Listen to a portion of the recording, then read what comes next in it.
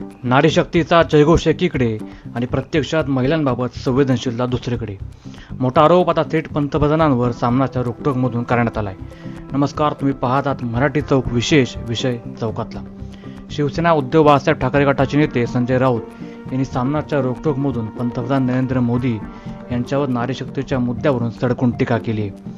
मोदी नारीशक्तीच्या बाबतीत किती संवेदनशील आहेत ते पहा, असं म्हणत संजय राऊत यांनी टीकांचा भडीमार केलाय. श्री मोदी यांनी त्यांच्या पत्नी जसोदाबेन यांना त्यांचे हक्क कधीच मिळू दिले नाहीत. पंतप्रधान झाल्यावरच मोदी हे त्यांच्या वृद्ध आईला भेटायला जाऊ लागले, ते सुद्धा कॅमेऱ्यांचा लवाजमा घेऊन. मोदी गुजरातचे मुख्यमंत्री असताना त्यांच्या राज्यात सर्वाधिक कुपोषित महिला होत्या. त्यावर मोदी म्हणत, कुपोषित महिलांची चिंता करू नका, इकडच्या महिलांनी त्यांच्या फिगर राखायची आहे म्हणून त्या सडपातळ आहेत. मोदी यांनी राजकारणातील प्रतिष्ठित महिलांना विधवा, जर्सी गाय, शूर्पणखा, 50 कोटींची गर्लफ्रेंड अशा उपाध्या देऊन अपमानित केलंय. मणिपूर आजही पेटलंय व महिलांची विटंबना भर रस्त्यात केली जाते. मोदींसह संपूर्ण भाजप मणिपुरातील महिला अत्याचारांवर गप्प आहे.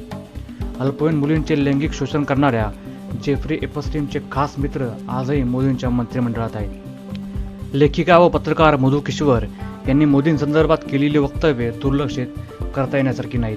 लोकसभेत सध्या 543 खासदार आहेत. या संख्येत महिलांना 33% आरक्षण द्यावं ही विरोधकांची भूमिका योग्य असताना मोदी त्या भूमिकेत विरोध करतात, कारण त्यांना महिलांना आरक्षण मिळावे असे मनापासून वाटत नाही. नारी शक्तीला एवढाच बहुमान द्यायचा असेल तर देशाच्या पंतप्रधानपदी एखादी सक्षम महिला, महाराष्ट्र, उत्तर प्रदेशसारख्या मोठ्या राज्यांच्या मुख्यमंत्रीपदी महिला नेत्यांना बसवावं. नारी आपोआपच शक्तिमान होतील. बलात्काराच्या आरोपाखाली शिक्षा भोगत असलेला कुलदीप सेंगर, त्याचे समर्थन भाजपचेच एक खासदार निशिकांत दुबे करतात. मोदी यांना महिलांच्या अब्रूची निघालेली ही लक्तरे मान्य आहेत का?